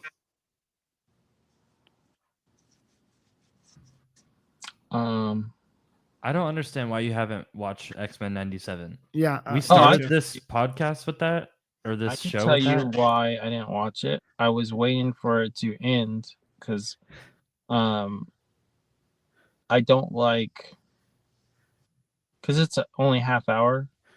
Mm-hmm. No, that would kill me. No, because I can do like 2 hours a night. Like I like to watch a movie. So I was just waiting for it to end, and then I honestly forgot. Because once it was over, no one talked about it. Until now. I know. You remind me, I need to go back and watch that. Also, it's on Disney. Yeah. I didn't have it at the time, so I was just waiting for the whole thing to get over. You're waiting for that and Agatha all along to wrap up so you can watch them both. I have no interest in that show, and I will not watch it. And I will not watch that show. Why not? Why isn't there a Vision show or Echo? Why don't we have a season 2 of Hawkeye? I mean, I don't understand. You liked Hawkeye? Over Echo? Yeah. No, not over Echo, but just like you liked it because I don't know what your taste is. Did I like it? I wanted to like it. Yeah. I really liked it. I didn't. I could have taken her in her own show. Like, why isn't that the spinoff? Well, I think we're getting there. But I'm just saying, why is there Echo spinoff? I don't get it. It made no sense. You know, don't try to defend. No, I'm only defending David Makabuki, who deserves all the praise and all the shows he wants. I love that guy. Is that the artist? Yeah, he's the co-creator and artist of. I think no, he was writing and drawing that book when And she why first does he deserve it? because I love him. But Okay. but the own show is just insane. Um. So wait, there's that one, and then here's my honorable mention, and hopefully this motivates Clay at all. Batman Caped Crusader, man. That show was so freaking good. It was I like thought the animation looked kind of bad. it's definitely leaning in towards modern animation styles, but I like it a lot more than a lot of the other animation DC's using right now. Like I love that they made a Super Sons movie, but I don't think I can watch it based on the animation. I'm like, Nightfire is getting an animated trailer. that's sick though. Like a trailer, I'm down with. And Oh well, not DC's not making it. you're making it. Are you doing that Doug Monkey like animated style? What's Dead Monkey? Doug Monkey? Doug Mank? Oh no. Okay. Dead Monkey. Yeah, the artist. No, I have a friend who's an animator who loves comics. And I asked him if he wanted to help me make one. So he's making one, and there's a few animators working on it. And Heck yeah. if hopefully DC doesn't care, because it's gonna, I don't know, it's what makes me excited is I get to see it. I'll send you the in progress of it, Kyle, if you want to see it. I would love that, Clay. Good. I would just love that. Good. And I won't show him until he So- starts reminding me what books are coming out. Yeah, right. You know what, Kyle? I tell everyone what books are coming out on my YouTube channel. We could do a group That's thread. I'll put it in it. What's the name of our group thread? It's That's a going to be fair called point, Cam Sam. Boys with 3 M's. That is Oh, wow. thought about that during our conversation. But I just feel like inspired. But the Batman Keep Crusader, literally, I just love Ed Brubaker, and they have Greg Rucka co-writing it too, which is like that's the Gotham Central team. They have Mark Bernardin in it. I thought Hamish Linklater did an amazing job as Batman. Loved it. So I'm gonna watch it again. I just forgot about it, but no one talked about that show. nobody No. talked about it because it's like a Prime Video, and like I don't know what. That's a thing where it's like DC Studios. What are you doing, guys? I know. They should. I don't. Yeah, exactly. Why would you give that away? Like you guys said, it's just like anything Bruce Timm does is gonna get with Batman. It's like it's exactly what you're saying. Like you don't want to go up against Scott Snyder doing Batman. You don't want to go up against Bruce Timm doing Batman. Like hard stop. I don't know. That one is like they fumbled the bag really hard, and Amazon has some of the best shows, so they're doing it right. But we'll see. Okay, Kyle, did you have an honorable? You did your honorable mention? I did. Okay. The Ghost Machine. I want you to read Junkyard Joe because that book, I think it's like Iron Giant. It's just like a great version of a robot story. It's my favorite of the two. Okay. Okay, so now Kyle, what are you looking forward to most in 2025 coming out? Because there's a lot more. It's gonna be crazy. Thank you, Kyle. Thank you. I'm so touched that you want to see my book. There is this really good Batman book coming out that I'm super stoked for. Yeah. I'd say that's number one. I'm probably get an early copy of it. Absolutely. It'll probably get sent to me. And then, but other than that, I mean, of course, the two big movies coming out. I mean, at least for me, the two big movies coming out, Superman, and then Fantastic Four comes out this year, right? Fantastic Four, first step, same month as Superman. I think Ugh. That's stupid. I love it. it's the same month. Same, it's July, yeah, 2025. That's Well, ridiculous. allegedly. I bet one moves. Oh, I think Fantastic Four is moving. It should. I feel like they contrast in like casting, which I'm excited. Like I'm excited that, like Superman is gonna have, for the most part, like not like the world's most popular actors Oh, in yeah. the entire world, and then Fantastic Four will have like currently some of the most popular actors and actresses in the world. Yeah. You know, and I feel like luckily they went all out. Like I feel like Pedro Pascal is like kind of going all out for that. You know, like they didn't just get like a popular person that's not a great actor. Yeah, like they've been doing. Exactly. Yeah. I feel like regardless of what it is, I think he'll put on a good performance. You know, at like bare minimum, whatever he's given, he'll put on a good performance, and Yeah, I think I'm here for it. I think he's going to be just fine. Everyone has so many opinions about him as Reed Richards. I think he's going to be just fine. Mm-hmm. I mean, yeah, he's a great actor. There's not really any other like pedigree you need. I don't know. And then it's like something that's almost cool is I have a family connection to Lex Luthor. Oh yeah, to Nicholas Hoult, and it's so comical because I really don't. But their family. Just you heard it here first. No, it's just really funny. I've had like a couple interactions with him, but he doesn't know I exist. That's it. And then how have you had interactions with him? I don't want to say, just because off air. I know it's lame. You also said a couple. Yeah, a couple times. Mm-hmm. Family reunions. That's what it is. I'll explain when the time comes. And then I could have had another interaction, but the ball was dropped, which I'll also explain. It's just, you know, it's so funny. It's honestly even pointless that I brought this up. But no, it's just he's trying to impress you. In the case that my wife's watching, she'll think it's funny too. I had dinner with Anne Hathaway, so we Oh can brag. my gosh! Did you actually though? Yes. Yes. Oh man, that's the man. She's a princess. She's literally Catwoman, Kyle. This is a comic podcast. The Princess Diaries on our honeymoon. She's my favorite version of Catwoman. Definitely. She's the Princess of Genovia. Well, she's the queen now. I think she's technically the queen. Shout out Princess. There's going to be another one, movie. and Clay's invited to the premiere. I should be getting invited to the Superman premiere. Oh, you really should. I think you will be. Well, they basically use your art. Well, I was told. Yeah, no. James Gunn said it online. He said my my Lois Lane was in his treatment. Yeah, but so I should get a thank you. I'm joking, but I should. I think you should too. But I know. Should be in the credits. But no, Mitch, Doc, Evan, Shaner, and been on the podcast.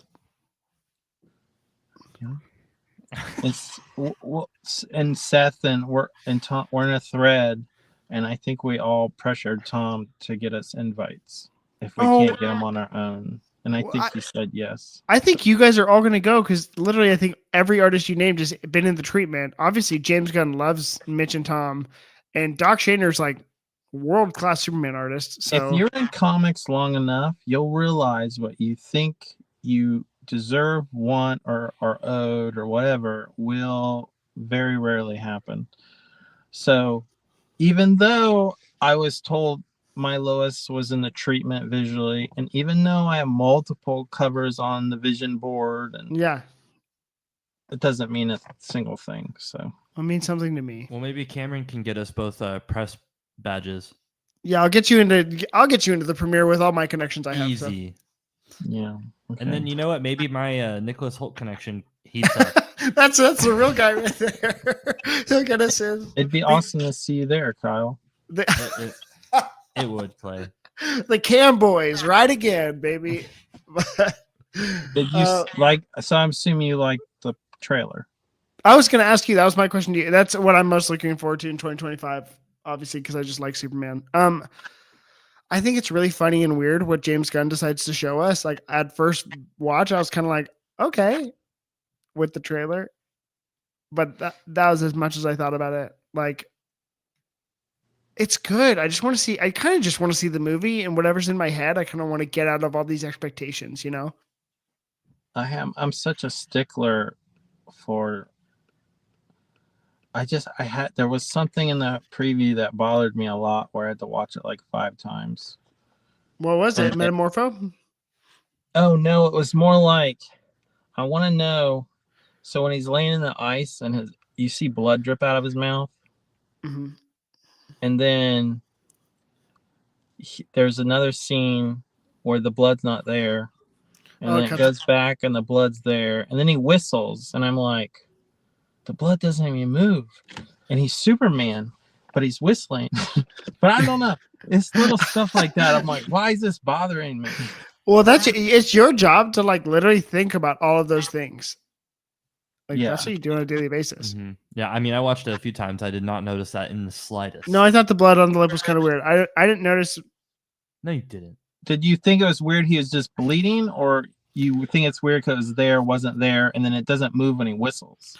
It's not the whistle thing. I didn't pay attention to that at all. But I'm like, if Superman whistles, it wasn't. I mean, I'm not saying it was like a loud whistle, but like part of me thinks it wasn't a real whistle, because I think even if I whistled and I had blood hanging from my mouth, it might move a little bit. I don't know. I'll have to watch it in real. I'll have to just watch. That mainly was like, well, it was there, it wasn't there, and it didn't look like it was dripping. It looked like it was just hanging there. So then I'm like, well, maybe I'm watching it cut in a way that won't be like that on film. Oh, 100%. But I'm also the same guy. Gardner's like, hair. I count bullets and guns when they shoot. I can't help not to. Like, that's I why know you hate like, Deadpool. Some guy's hair is like combed over in one scene, and the next scene it's like laying flat down. Next scene, I just see that stuff. So that's so funny. Well, it's your job to think about all that, especially with like sequencing. Yeah, maybe. But I didn't. I don't know. I need DC to have a win with their movies. Me too. Yeah. My expectations. I guess I shouldn't say that. That's probably not honest. I feel like my expectations are fairly low. Oh, my expectations are so freaking high. I gotta calm down. Yeah. I need to meet in the middle. Good, so I'm just so afraid of it.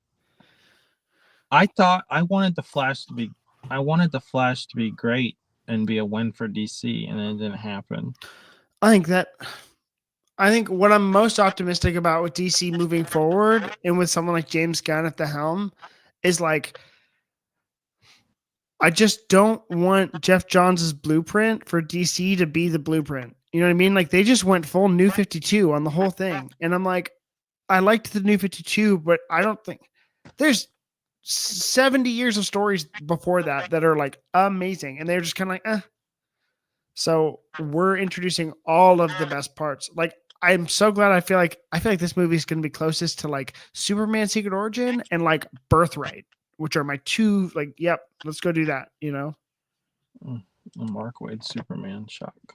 I sure that's old news to you. Honorable mention, Maxi series, his run on his 12-issue weekly run on Action Comics just wrapped up today or yesterday. I had no idea. Shout out Mark. It was great. But shout out to Marky. Number one on the charts. Okay, I think that's all we got for you. It's been 2 hours of your generous time. I don't even think I warned you or asked for a time limit. So thank you so much for being so generous with your time. Pulled over in a parking lot for you. You're nice. I was hoping you'd hit like a drive-through or something. Yeah, midstream. Doing it from the phone. I appreciate it. Do you have anything you want to play? Okay, the Man Boys on Instagram. Follow for updates on Batman Nightfire. Is that about it? You're not quite on Twitter anymore. Shout out Savvy Soul on Instagram. You're not quite on Twitter anymore. Oh, yeah, you are. You retweet me. You're welcome. Yeah, thank you. That's a weird way I said thank you, but yes, thank you. You're on Twitter at ClaymanPI. And then I look at Twitter. I don't really look at too much Instagram, but Seth is running the Nightfire and the. I mean, but yeah, yeah. Yeah, they're good. Okay, Kyle, Savvy Soul at Savvy Soul on Instagram. I'll add those to the bio of this video. Like Really? cool. Yeah. Oh, that's cool. All right. So thank you for all the members who've joined us on the stream. We appreciate you, and we'll see you guys next time. Go follow us on Instagram and stuff. Bye.